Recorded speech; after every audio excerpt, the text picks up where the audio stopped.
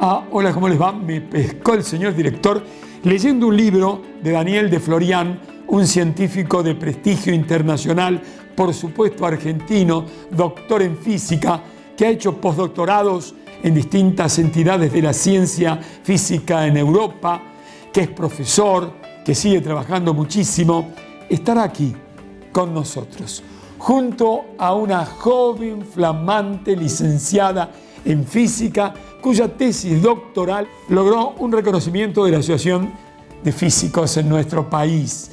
Estarán aquí entonces dos científicos notables para informarnos y formarnos sobre el acontecer físico en nuestro país y en el mundo, especialmente de un laboratorio subterráneo Andes, sobre el cual imaginariamente presentó su tesis la joven científica Carmina Pérez Bertoli.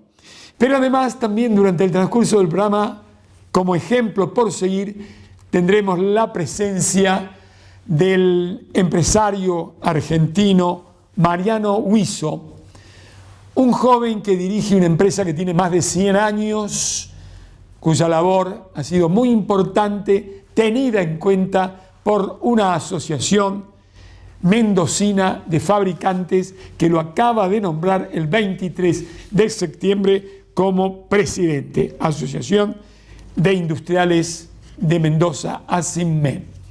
¿Qué les parece si comenzamos inmediatamente con los científicos? ¿Les parece bien, amigas, amigos? ¿Sí? Allá vamos entonces. Atención, país. Daniel, Carmina, muchísimas gracias por prestarse a este reportaje. ¿Cómo les va? Muy bien, muchas gracias por la invitación. Gracias, Jorge, un gusto verte de vuelta. Querido Daniel, ¿cómo está tu vida? Muy bien, como todos, cuidándonos ahí para no contagiarnos, con una situación larga y que todavía parece que va a durar un tiempo más, pero bien, sí, trabajando mucho. Fuera de cámaras me has dicho que tuviste alguna contribución con este tema del coronavirus. Sí, hace poco, bueno, más o menos un año, el vicerrector de la Universidad de San Martín me encargó que genere un espacio de inteligencia artificial en la universidad, porque es uno de los temas más relevantes en la actualidad y va a ser para el futuro en términos de educación también. Y ahí empezamos a trabajar y ponernos en contacto con un montón de empresas, y cuando llegó esta situación dijimos, bueno, vamos a ver si podemos hacer algún tipo de contribución.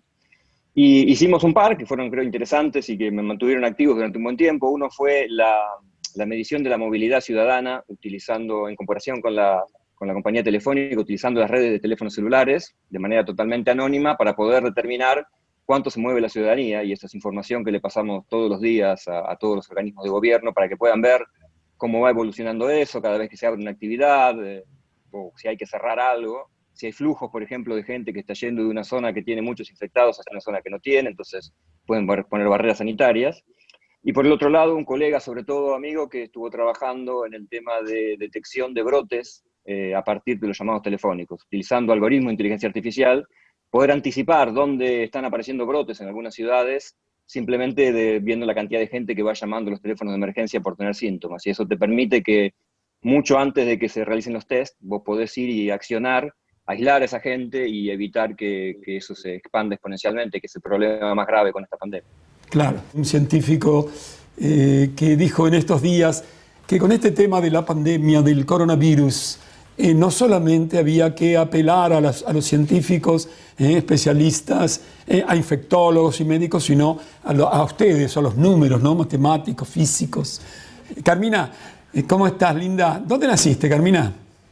Yo nací en San Miguel de Tucumán. Bueno, soy de allá y estoy viviendo hace 7 años ya en Buenos Aires. ¿Por qué sos física? Soy física por culpa de mi hermano, que me prestó un libro de Stephen Hawking. Básicamente, yo en realidad empecé a estudiar, cuando salí de la secundaria empecé a estudiar artes dramáticas. Estudié durante 3 años artes dramáticas, y a mí siempre me gustó mucho la lectura, me gusta mucho leer, ver documentales sobre de todo. Y eso, me acuerdo que en su momento Mateo, mi hermano, que también estudia física, me pasó un libro muy lindo de divulgación de Stephen Hawking que se llama El Gran Diseño. Y la verdad que eso como que me movió de alguna forma y empecé a leer más, a leer también mucho sobre matemática. Me empezó a gustar mucho Adrián Paenza, ver los programas de Paenza, que es un divulgador increíble. Y sí, fue como un momento en que yo ya estaba viviendo acá en Buenos Aires, estudiando teatro acá. Y decidí inscribirme en el CBC de física, pero ese fue como la entrada. Fue justamente Paenza que hace unos días dijo esto que le estaba comentando al profesor, a Daniel de Florian, que hay que consultarlos a ustedes. Fue justamente Paenza el que dijo, desde los Estados Unidos lo dijo en estos días. ¿Algún científico en tu familia? No, científicos puntualmente, así como dentro de lo más teórico, no. Tengo un tío que es ingeniero, mi mamá es médica, es pediatra, y tengo otros tíos médicos, pero científicos no. Los primeros seríamos mi hermano y yo. Bueno, el tema de tu tesis que te ha posibilitado que la Asociación de Física lo premiara. Bueno, ¿por qué los muones? Yo sobre los muones, seguramente como mucho, lo poquitito que leí es por el libro de mi amigo, acá el profesor querido, Daniel de Florian. Bueno, ¿y por qué este tema de los muones? ¿Por qué ese estudio del flujo referido a algo que todavía no tenemos en el hemisferio sur, que es el laboratorio subterráneo, que Dios quiera, o los neutrinos, haga posible que realmente sea una realidad para la ciencia, especialmente para ustedes, apasionados? ¿Por qué? Bueno, el tema, o sea, todo el motivo de instalar un laboratorio a miles de metros de profundidad, es que estos laboratorios alojan experimentos, por ejemplo, de detección de neutrinos o de búsqueda de materia oscura, que son experimentos que son altamente sensibles y que la detección necesita de un aislamiento lo más blindado posible. El problema con eso es que no alcanza, a lo mejor con todo el blindaje que te proporciona la montaña, el laboratorio estaría literalmente adentro de un pico montañoso en los Andes. Y hay partículas que podrían llegar a atravesar la montaña. Y bueno, en su mayoría, por el flujo que tienen y por la componente más energética de estas partículas en la lluvia de secundarios que se producen por los rayos cósmicos, los muones serían un potencial, el flujo de muones en el laboratorio serían una potencial fuente de ruido y de perturbación en las señales de estos experimentos tan sensibles.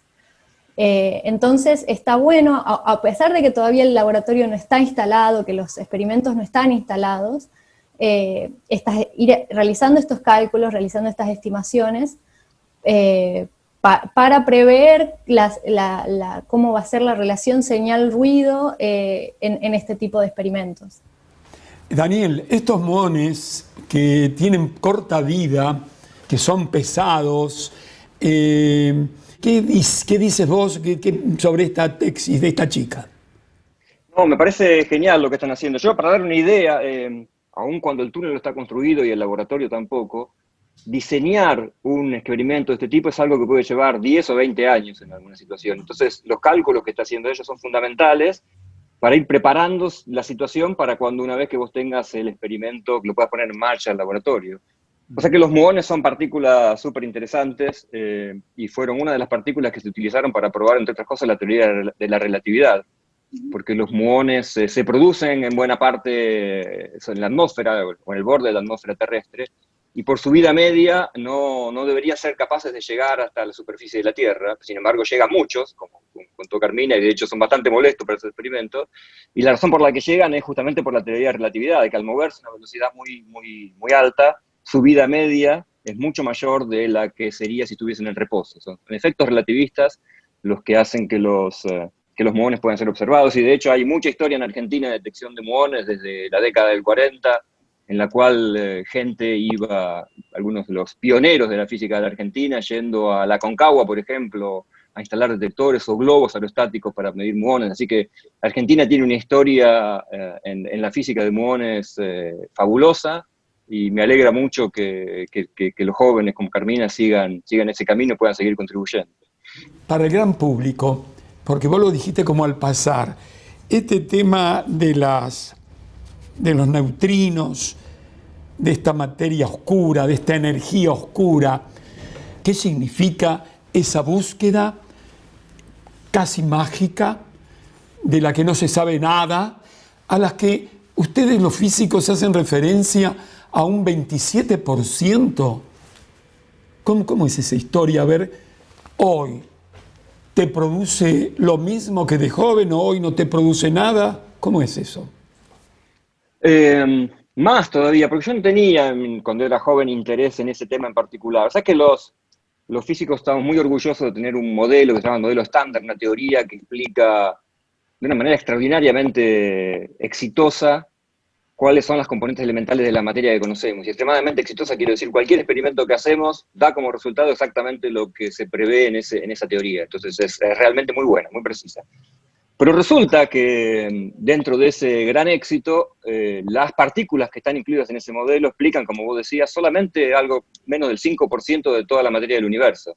Explican perfectamente la materia con la que interactuamos cotidianamente, pero no explican la materia oscura, que como decías es del orden del 25% más, y que se sabe que existe y se llama materia oscura simplemente porque no emite luz, no emite radiación, no la podemos ver.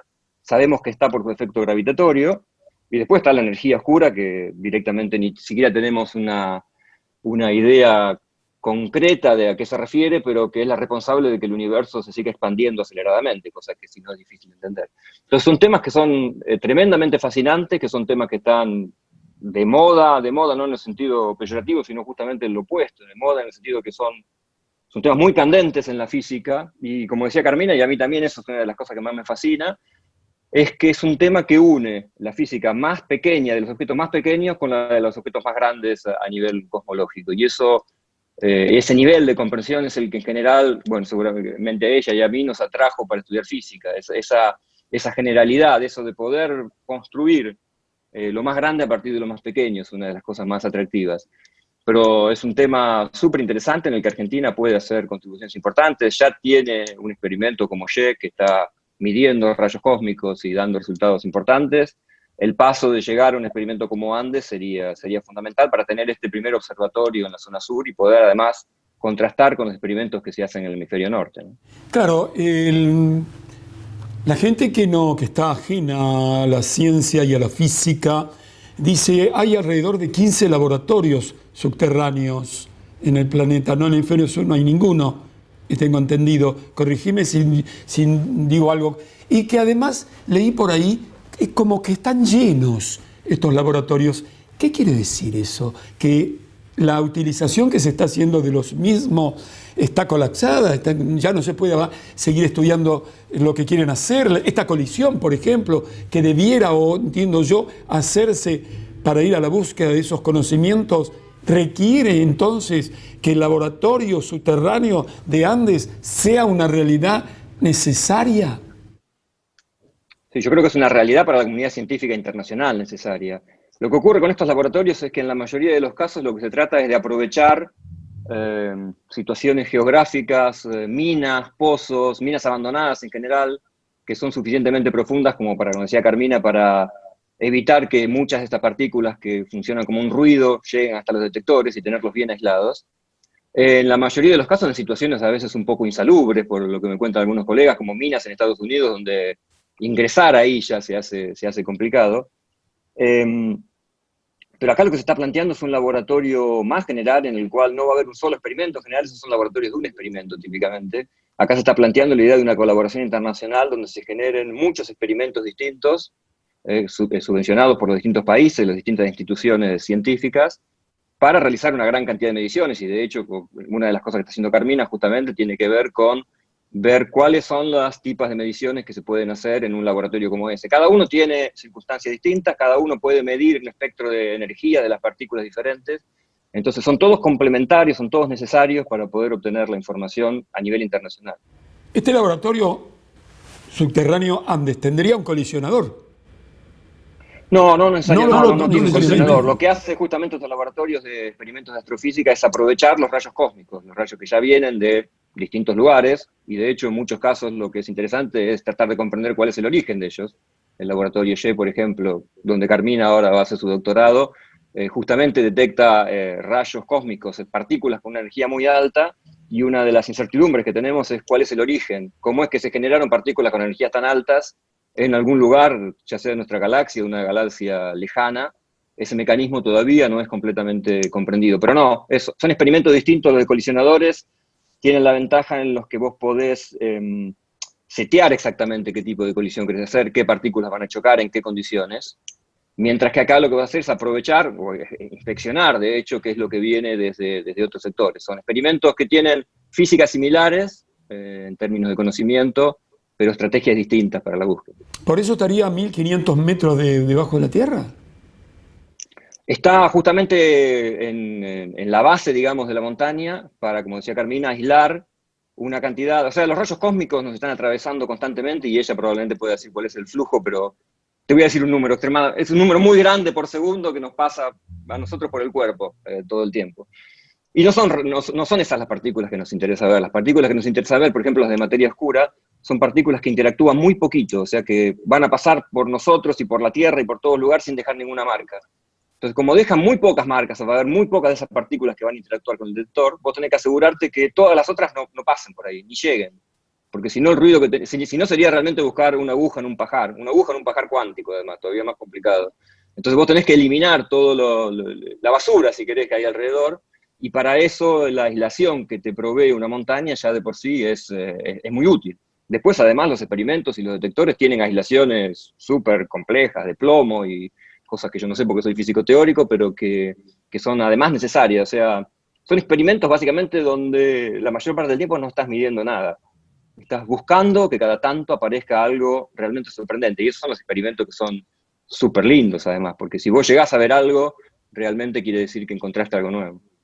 Te ha dejado una pregunta, Carmina, el profesor de Florian, pero antes, esas partículas a las que has hecho referencia y hay tanto escrito que a nosotros los seres humanos no nos hacen nada, ¿no nos hacen nada? No, a nivel de salud y de... No, hasta donde sé, no soy médica, pero tengo entendido que no. Incluso a mí algo una anécdota, algo que me parecía gracioso, es que yo para hacer este estudio utilicé una serie de tablas que hay sobre cómo se comportan los muones en distintos materiales. Y las tablas son un montón, y hay cómo se mueven los muones a través de la sangre, cómo se mueven a través del hueso, cómo se mueven, es algo que es natural y que no nos causa ningún tipo de daño. Son miles de millones de partículas impactando diariamente, segundo por segundo, la Tierra, y que además el flujo de rayos cósmicos los rayos cósmicos son estas partículas altamente energéticas, que el profesor recién decía que todavía las fuentes no están claras. Hay teorías de cómo estas partículas acceden a estos niveles de energía, pero además de eso, estas partículas, al ingresar a la atmósfera terrestre, interactúan con las demás partículas que están en nuestra atmósfera, en el aire, y generan más. Entonces es como una lluvia, una cascada que se expande y que llega hasta la superficie. Pero sí, es del orden de billones. Exactamente. Daniel, alguna vez dijiste que la física no es la naturaleza, en alguno de los reportajes que te hice, y recuerdo que dijiste, pero nos aproxima a ella. ¿No es la naturaleza la física? Te vuelvo a preguntar. No, yo lo que quiero decir es que es tratar de ganar un cierto grado de humildad en nuestro trabajo. Los físicos solemos ser un poco arrogantes a veces, sobre todo con colegas de otras disciplinas. menores como la química y cosas de esas. Y ahí estoy mostrando la arrogancia general. No, la física es una ciencia natural, y como ciencia natural lo que trata de hacer es describir a la naturaleza de la manera más precisa posible, pero sabiendo que la naturaleza probablemente no sea así, usando herramientas que nos resultan útiles a nosotros, como la matemática, por ejemplo. Parecería ser que la naturaleza cumple con un montón de reglas que pueden ser descritas por la matemática, pero tal vez no sea así. Tal vez las leyes de la naturaleza son mucho más intrincadas de las que pensamos o no, no lo sé. Pero quiero decir, a lo largo de la historia, los físicos hemos pensado que teníamos la teoría final que explicaba todos los fenómenos de la naturaleza, y luego se descubrió que eso no era cierto, que los explicaba a ciertas escalas. O sea, la física es una ciencia, como una ciencia natural, una ciencia de escalas. A ciertas escalas explica bien algunos fenómenos. La mecánica automotor explica muy bien cómo funciona un auto. Uno no lleva al auto al mecánico cuántico cuando se le rompe un cable o una bujía, porque no tiene sentido, a nadie le interesa saber cómo funciona cada electrón y cada átomo del motor para ver cómo funciona la combustión. Con saber termodinámica alcanza, con saber una descripción macroscópica de ese fenómeno. Entonces, a ciertas escalas hay leyes que la describen muy precisamente, te permiten hacer predicciones, te permiten utilizarla, te permiten generar nuevo conocimiento, sabiendo que esa no es la descripción exacta de la naturaleza. Después uno encuentra una descripción que es un poco más precisa y así va avanzando. No está claro si alguna vez vamos a llevar a tener una teoría del todo, como se busca, una teoría que explique todos los fenómenos de la naturaleza, más allá de nuestra capacidad o no de utilizar esa teoría eventualmente. Si existe algo, que sea la teoría final, a partir de la cual se explica todo. Tal vez sea una historia así tipo capas de cebolla, que vamos avanzando cada vez a energías o más altas o a distancias más pequeñas y vemos fenómenos nuevos y elaboramos una teoría nueva, y después dentro de 100 o 200 años algún otro la refuta y encuentra una mejor. No es un problema. O sea, la ciencia natural no tiene por qué ser una teoría exacta. Eso no significa que sea falsa, ¿no? Por supuesto, ahí no entramos en las discusiones ya pseudocientíficas o cosas por el estilo, pero ese conocimiento que va avanzando es necesario comprender que nuestras teorías pueden fallar, pueden ser demostradas incorrectas y pueden ser mejoradas. Esta pregunta que te hago tiene que ver con la pregunta que les hice anteriormente. El origen o algunas de las decisiones para estudiar física, tal vez o no, tuvo que ver para saber cuáles son los orígenes de la vida, de la naturaleza, del universo. A mí, la verdad que algo que lo que más me fascina, más que el origen mismo de las cosas, que es una parte, o sea, yo siento que el universo puede llegar a tener toda una historia, pero a mí lo que me fascina era algo que mencionó el profesor recién, que es la matemática. Me fascina que un universo tan variado, tan complejo, tan extenso, se pueda explicar hasta donde se puede hasta ahora, ¿no? Siempre con la modestia necesaria, se puede explicar matemáticamente. Y eso es como algo me parece muy poético, me parece muy lindo. Muy poético. Que tengamos esa herramienta, la matemática, y que podamos entender desde ese lugar nuestro universo. Eso creo que ha sido como mi motivación. ¿El martes a quién le dan el premio Nobel en física?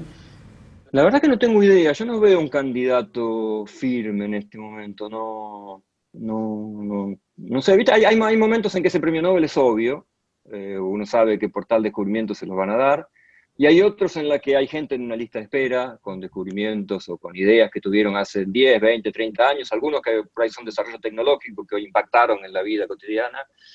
Entonces no me animaría a predecir quién puede ser, la verdad que no lo sé. ¿Y vos, Carmina, quién querés que gane él? Abiertamente de la pregunta. Leí hace Hay un argentino en Hay un el juego. argentino, eso mismo iba a decir, la verdad que sería lindo, ¿no? Uh-huh. Tampoco, igual que el profesor, tampoco puedo predecir y decir exactamente quién, pero bueno, obviamente por una cuestión de medio de patriotismo, a uno le gustaría que gane alguien de su país. Pero ahí tienes un ejemplo de la importancia de estos experimentos. Si se hace antes y se descubre ahí la materia oscura, eso es automáticamente un premio Nobel. Uno de esos que no tiene discusión, digamos, de que ocurre y que ocurre rápidamente. O sea, ese es el nivel de avance científico que significan algunos de estos experimentos para la comunidad internacional. El tema es, todo está formado, alguna vez te pregunté esto, pero quiero la opinión también de Carmina. ¿Todo por electrones, protones, neutrones o hay más?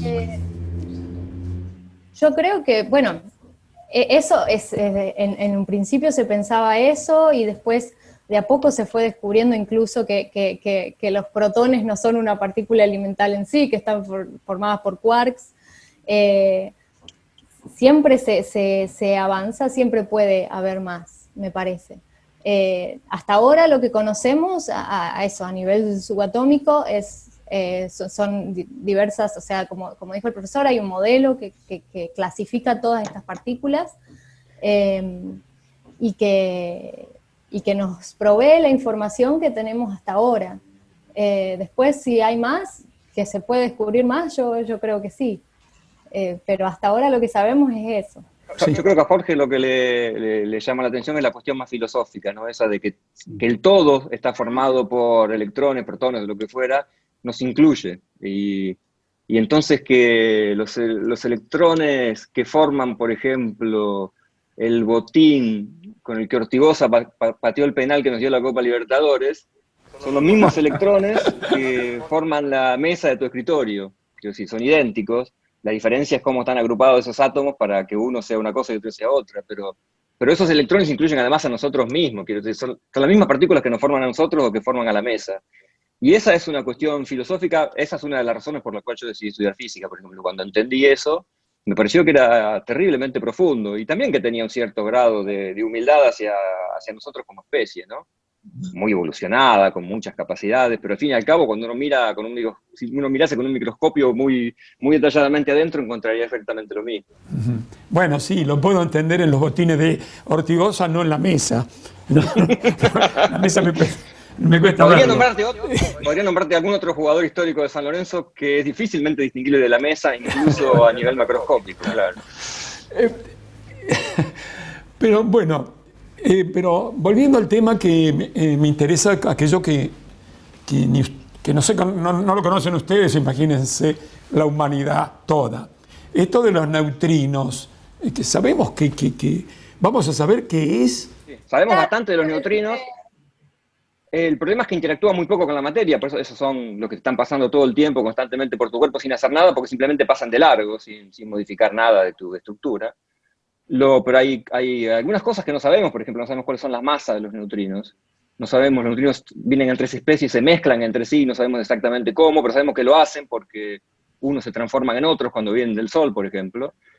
Entonces hay una cantidad de preguntas ahí que aún no hemos podido responder y que son de gran interés. Y es una de esas zonas donde los experimentos de colisionadores y de astrofísica se mezclan, ¿no? Tenés experimentos directamente de astrofísica, tenés experimentos donde se emite un haz de neutrinos desde un lugar y se lo mide a 700 kilómetros o a 1000 kilómetros en otro detector, atravesando la Tierra para que lleguen a darles suficiente distancia como para que puedan transformarse unos en otros, por ejemplo. Entonces, es un área muy rica de la física, pero muy complicada, porque como los neutrinos casi no interactúan con la materia, y la forma en que nosotros detectamos cosas es haciéndola interactuar con la materia, y es la forma en que vemos algo es cuando la luz que se reflejó en un objeto incide en nuestros ojos y eso lo procesamos. Bueno, necesitamos algo que detecte esos neutrinos para poder medir sus propiedades, y eso es extremadamente complicado, requiere de detectores gigantescos, muy complejos, así que es un área en cual nuestro conocimiento experimental aún no tiene el avance que tenemos sobre otras partículas como el electrón o el muón,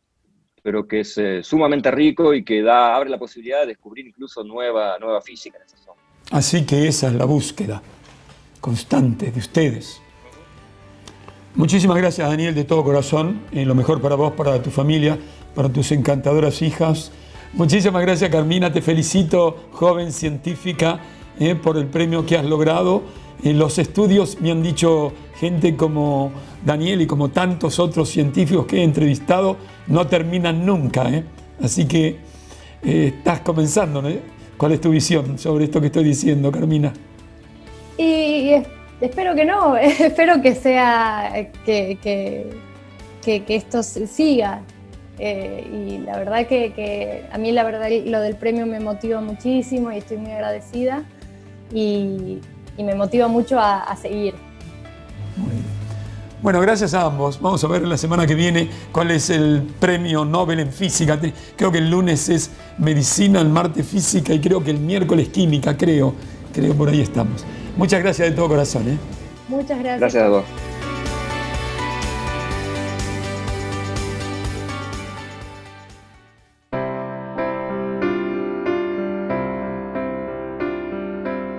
Lo mejor de estar en tu casa es sentirnos parte de tu familia.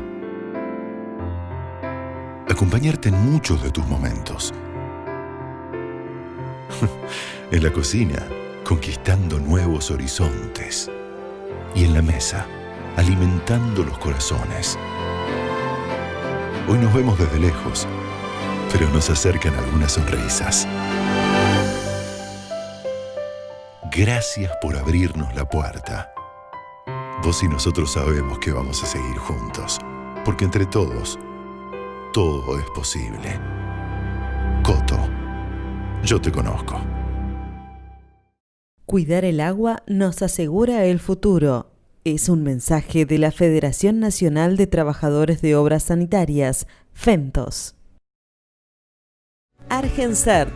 Somos pioneros en servicios internacionales de certificación para la agricultura orgánica, la agricultura sostenible, la inocuidad y la calidad agroalimentaria. Garantizamos la calidad de un producto desde su origen, certificando tanto la producción primaria como la elaboración.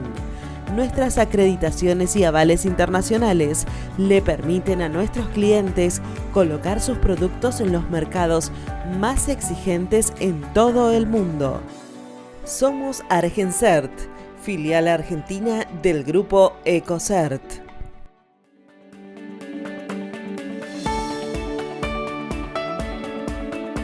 Muchísimas gracias, amigas, amigos de toda la República Argentina por estar con nosotros. Y son importantes, me parece. ¿Qué creen ustedes? En estos momentos difíciles, presentar gente que nos da esperanzas de una Argentina y de un mundo mejor para todos. Y ya que eso necesitamos, les presento ahora un joven empresario argentino de tan solo 36 años, laborioso, apasionado, inteligente, familiero, un tipazo que hace unos años, por sus capacidades demostradas en sus empresas, recibió el premio al joven empresario del año que da CAME. Eso hace algunos años, no muchos. Y ahora también su empresa, que dirige, una empresa que tiene más de 100 años, que vamos a presentar acá, también ha recibido un estímulo, un premio de un banco y de un diario de nuestro país. Esta es la gente, me parece, especialmente en estos momentos tan difíciles, que debemos conocer y reconocer. ¿Están solos? No, les puedo asegurar que hay muchísimos como ellos, que iremos presentando todas las semanas. Por lo tanto, no se pierda mis mensajes. Son positivos, son por la patria, son por ustedes, por nosotros. Atención, país. Mariano, mucho gusto, muchas gracias por prestarte a este reportaje. Muchas gracias, Jorge, un gusto para mí. Mariano, ¿dónde naciste? Mendoza, Godoy Cruz, zona céntrica de Mendoza. Entonces, la escuela primaria, ¿dónde la hiciste, amigo? Mirá, la escuela primaria fui a un colegio católico, luego por ser deportista me cambié para seguir practicando el deporte que me gustaba, que era el fútbol. Pasé por una escuela secundaria que es un colegio estatal acá, que es el Manuel Belgrano, con orientación comercial y bueno, así avancé hasta la universidad donde me recibí de Contador Público Nacional. ¿Papá, mamá, cómo se llaman?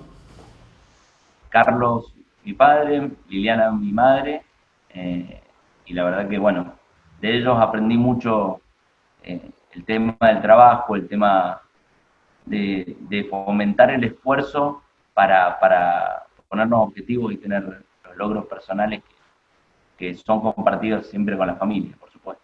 Claro, has hecho referencia en algunas oportunidades o en varias oportunidades que te iniciaste con la metalmecánica, viendo la labor de tus padres, de tu padre en particular. Y sí, mi padre siempre estuvo relacionado, la familia de él, empresa metalúrgica, mi abuelo, cuando tenía unos meses falleció, pero siempre el apellido Huizo estuvo relacionado con la metalmecánica en Mendoza. Después mi padre dejó su empresa con los hermanos.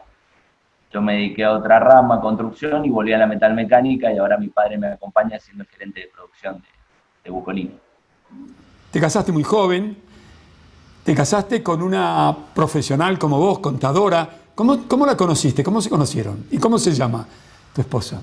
Nos conocimos hace más de 16 años, éramos muy chiquitos. Bueno. Adriana se llama. Adriana, qué amor. Y ya llevamos la mitad de la vida juntos prácticamente. Es la compañera que tuve la suerte de encontrar, de que ella me eligiera, y es con quien comparto, bueno, ya prácticamente toda mi vida de adulto la hemos construido juntos. La conocí hace mucho tiempo, por amistades en común, y bueno, hemos formado una hermosa familia, la que uno siempre sueña tener, para llegar a casa y compartir después de una jornada de trabajo la parte más linda que es la familia. Qué bueno eso. Y de ese fruto, del amor, nació una niña que tiene 10 años, que se llama... Luz. Que es la luz seguramente que ilumina tu camino, el de tu esposa querida. Es lo más importante. Bien, ¿y por qué digo todo esto? Porque también esa compañera ahora tiene, o hace ya tiempo, tiene que acompañar a su esposo, muy laborioso, muy emprendedor, que ahora además ya hace tiempo, pero es un dirigente empresarial con la enorme responsabilidad de conducir los destinos de una entidad que tiene 76 años y cuya finalidad me vas a ir contando cuáles son tus proyectos y por qué te han elegido. Sí, esto se prepara en la familia también, porque podemos tenerlo como objetivo. Yo he sido muy participativo en la comisión directiva de ASINMET, en la Cámara de Metalmecánicos de Mendoza, y obviamente que tiene que haber una preparación familiar para contener algunas situaciones, porque uno se expone públicamente, pero es un desafío que decidí asumir, y estoy muy feliz de poder hoy ser presidente de esta institución que tiene 76 años y es muy representativa de la industria mendocina. Debería tal vez haber empezado con las preguntas relacionadas con esta empresa que tiene más de 100 años, que te encuentra vos dirigiéndola y que seguramente tiene que ver, entre otras cosas, el hecho de que tus pares hayan dicho y confiado en la conducción de la asociación, ¿o no es así? Por supuesto que es así. Bucolini era una empresa familiar de más de 100 años de antigüedad, fue fundada en 1910. En los últimos 20 años, Bucolini tuvo un problema económico financiero. Su última generación, que fue la cuarta, falleció el padre quien llevaba adelante la empresa, y nosotros en el 2012 decidimos adquirir el paquete accionario, y obviamente que era un desafío muy grande. A mí me tiraban las raíces, los orígenes.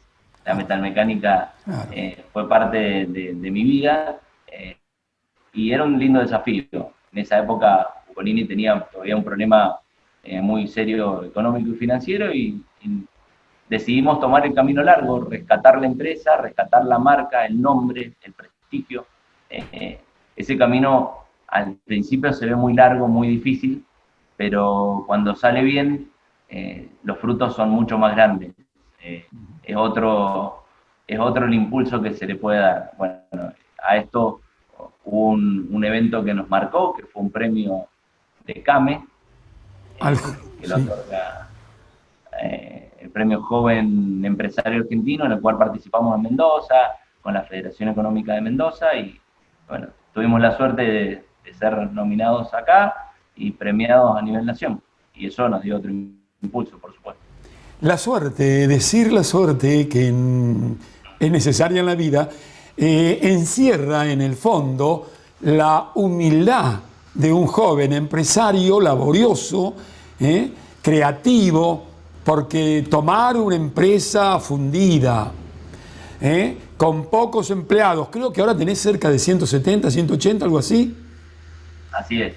Bueno, requiere, además de laboriosidad, de inteligencias, de agudizaciones de los ingenios, pasión tal vez, Mariano. Sí, pasión, vocación. Vocación.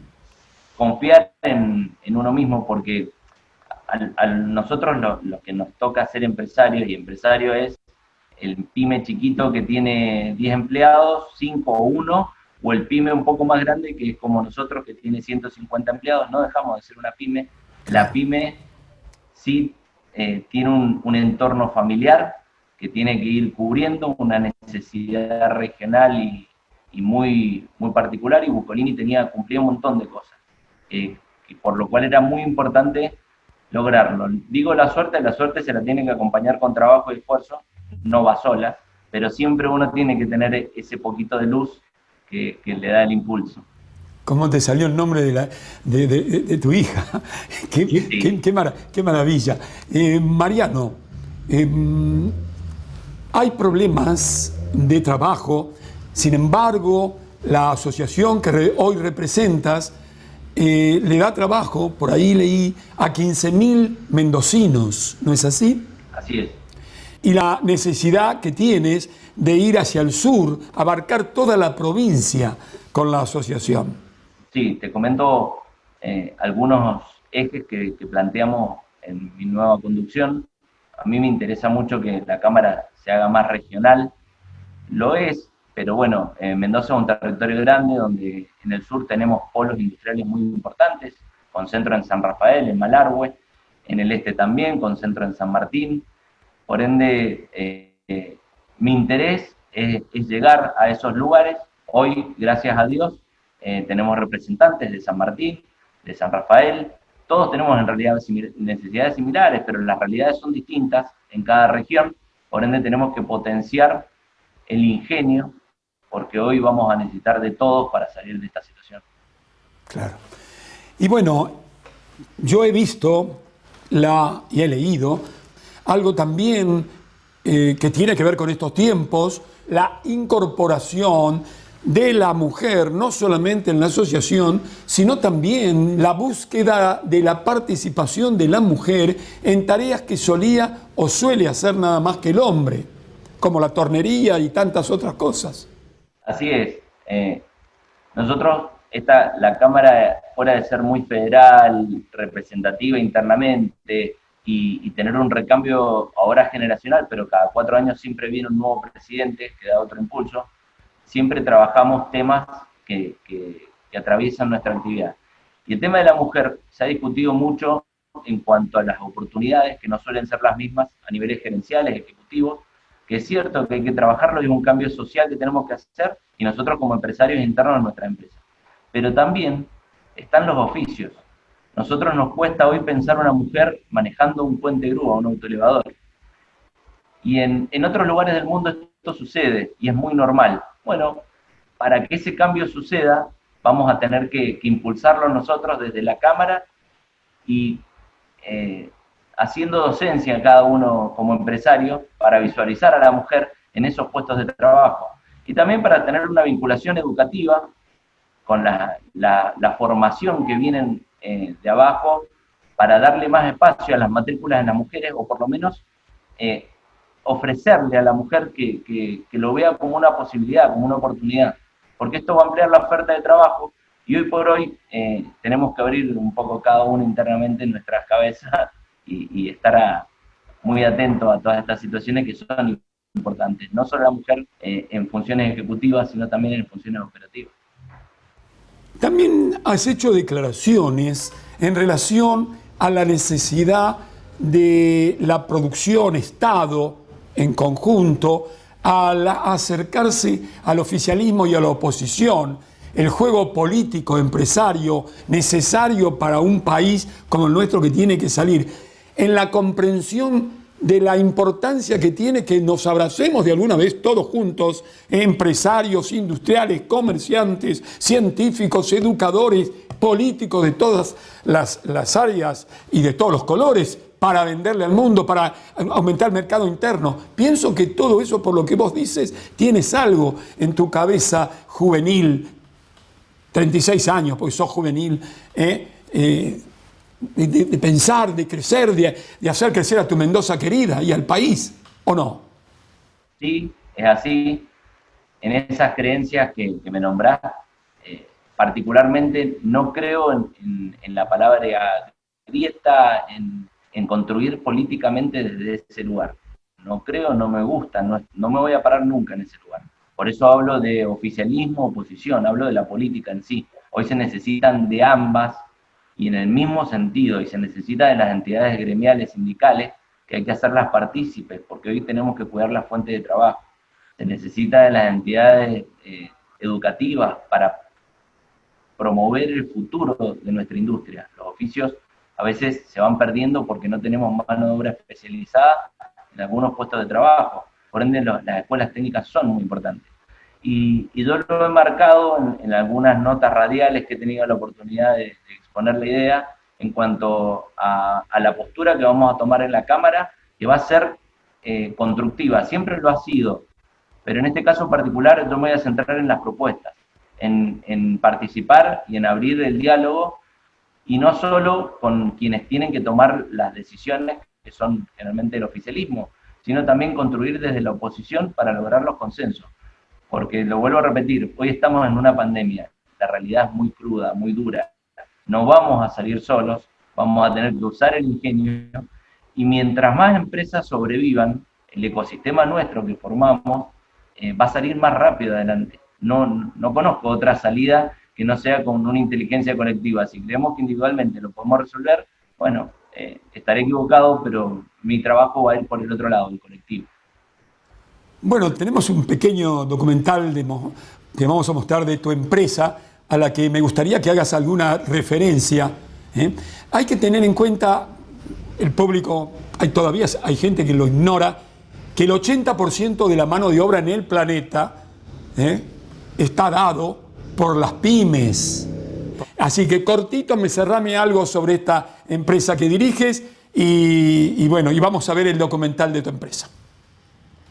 Bueno, Bucolini es una empresa representativa en Mendoza, de la cual se han formado muchas empresas, se han desprendido de Bucolini. Regionalmente ha sido muy importante, tenemos maquinaria en Chile, en toda Argentina, en la industria vitivinícola, y hoy en el petróleo somos una empresa que ha marcado el camino en estos últimos 6-7 años, donde prestamos servicios altamente especializados. Hay algo que no te comenté, hace 2 semanas certificamos las 3 normas, calidad, medio ambiente y seguridad. Ah, bueno, eso.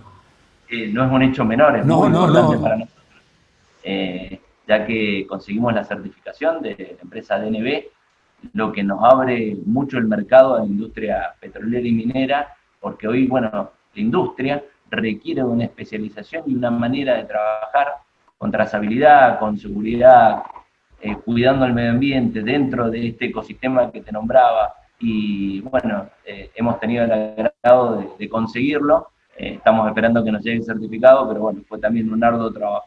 Qué lindo eso, lo venimos diciendo hace muchos años, hay que certificar normas de calidad, que es una manera de insertarse, primero entregarle si es en lo nacional, el producto de calidad que se requiere. Segundo es venderle al mundo, y sin certificaciones de calidad de todo tipo es casi imposible eso. Jorge, me faltaba nombrar un hecho relevante que ha sido para nosotros. Hace poquito tuvimos el agrado de recibir una mención de Poder Reinventarnos, que es un premio que otorga HSBC y La Nación, en el cual nosotros por la pandemia tuvimos que desarrollar un túnel de desinfección por nuestra actividad particular, ya que trabajamos en áreas petroleras y tenemos que ejercer protocolos de seguridad y salud, y en el cual, bueno, usamos la inventiva en el momento de tener un receso para lograr fabricar estas cabinas que nos permiten mantener sanitizado todo lo que es las áreas de trabajo, Por esto, bueno, fuimos premiados a nivel nación, ternados por el HBC, y logramos esta mención, y la verdad que estamos muy felices del hecho, y el poder reinventarse es parte de lo que es Bucolini, históricamente, por eso nos ha llegado mucho este premio. Qué bueno, te felicito de todo corazón, Mariano. Realmente es importante. Seguramente lo harás, vos y tu empresa. Hay que seguir presentándose a estos premios que son nada menos que estimulantes, acompañan, valoran, destacan, resaltan todo aquello que en definitiva el país necesita.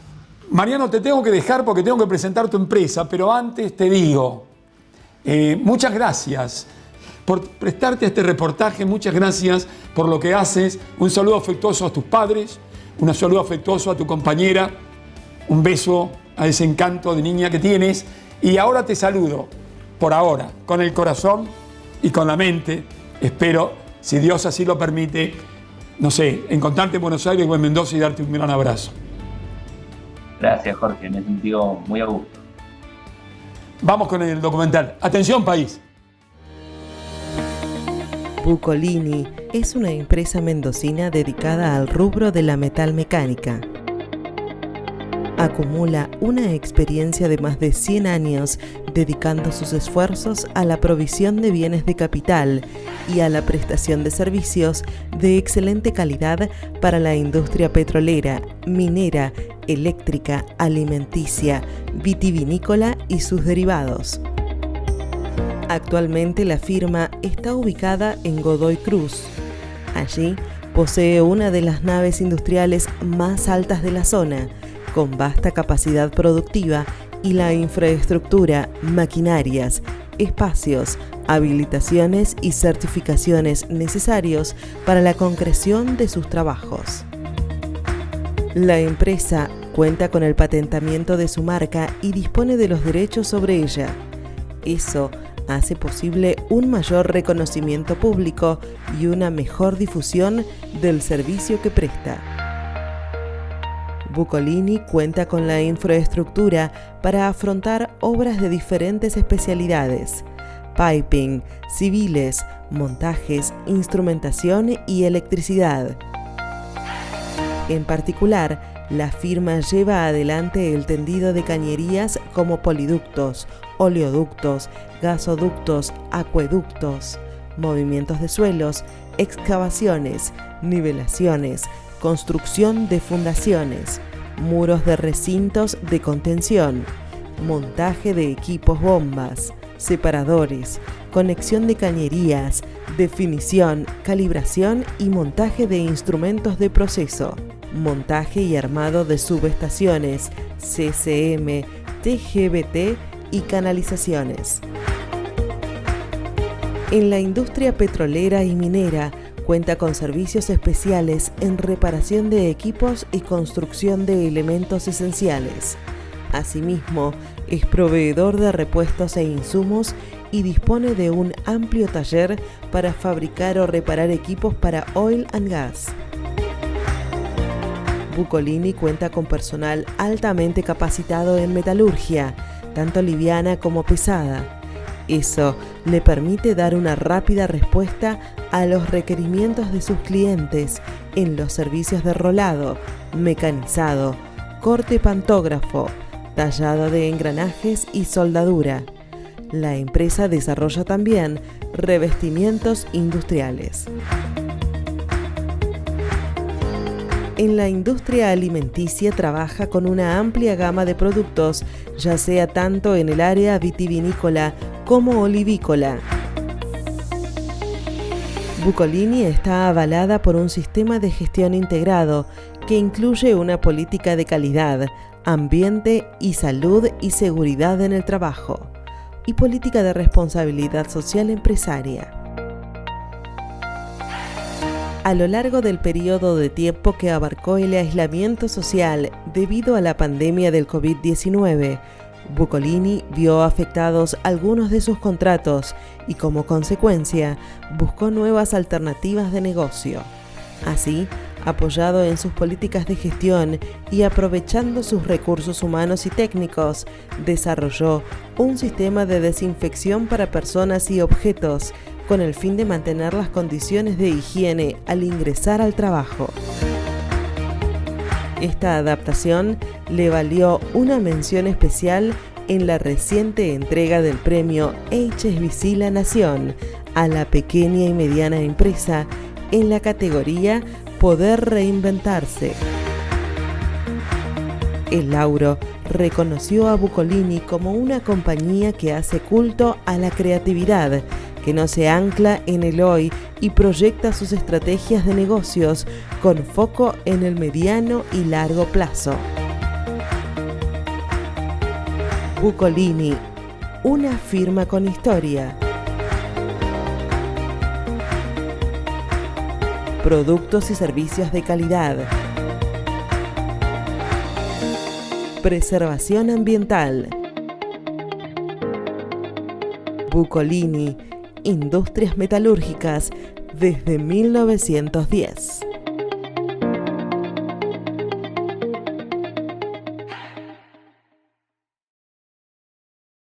Saavedra Seguridad Industrial, empresa distribuidora mayorista oficial de elementos de protección personal, indumentaria de trabajo y seguridad ambiental. Más de 15 años de historia. Casa matriz en Mendoza y sucursal en Neuquén Capital. Saavedra Seguridad Industrial. Sergio Pinturerías, la mejor cadena de pinturas en la provincia de Mendoza. Excelentes productos, calidad y variedad. Sucursales en Luján de Cuyo y Maipú. Atención personalizada. La pinturería amiga de los mendocinos. Sergio Pinturerías. Rodamientos Brasil, proveedor industrial en Mendoza para todo el país. Atentos a nuestros clientes, cumpliendo con sus necesidades. Encuentre en Rodamientos Brasil la solución integral para el mantenimiento de su empresa. Envíos a todo el país. Rodamientos Brasil.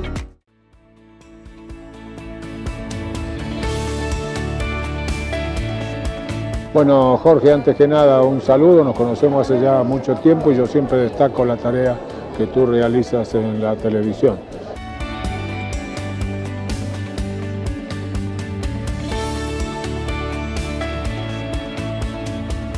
Muchísimas gracias por haber compartido este tiempo con nosotros. El anticipo para la semana que viene te va a interesar, porque vamos a presentar 3 empresas, 3, que trabajan por el país, que trabajan por ellos, por su gente, por sus lugares, por sus comunidades y para generar riquezas, para darle trabajo a la gente, para venderle al mundo. Todo eso la semana que viene. ¿Y cuáles son los rubros? Los rubros tienen que ver con nuestro campo, con la agroindustria. Amigas, amigos, hasta la semana que viene, si Dios así lo permite. Chao, chao.